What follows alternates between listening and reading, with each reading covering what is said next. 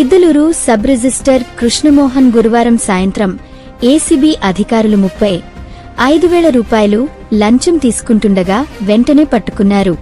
పట్టణానికి చెందిన షేక్ ఖాదర్బాషా అనే వ్యక్తి ఇంటి రిజిస్ట్రేషన్ కొరకు రిజిస్టర్ 35,000 లంచం డిమాండ్ చేశారని ఫిర్యాదు మేరకు ఈరోజు సబ్ రిజిస్టర్ కార్యాలయంలో లంచం తీసుకుంటుండగా తెలియజేశారు. పట్టుకున్నామని డీఎస్పీ సోమన్న తెలియజేశారు.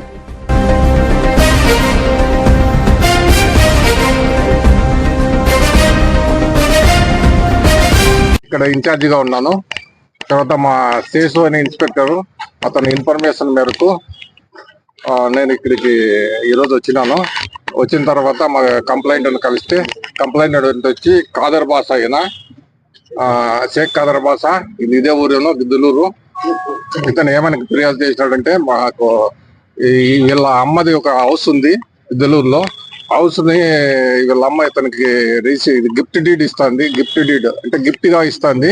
ఆ గిఫ్ట్ డీడ్ ని ఎగ్జిక్యూట్ చేసే దానికోసము SRO 35,000 డిమాండ్ చేసినాడు. అంటే ఇనిషియల్ గా 50,000 డిమాండ్ చేసినాడు.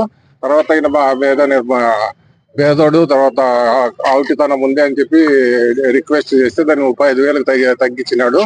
తర్వాత అది ఈ రోజు స్లాట్ బుక్ చేసుకున్నాడు రిజిస్ట్రేషన్ కోసము. రిజిస్ట్రేషన్ 3:10కి స్లాట్ బుక్ అయింది.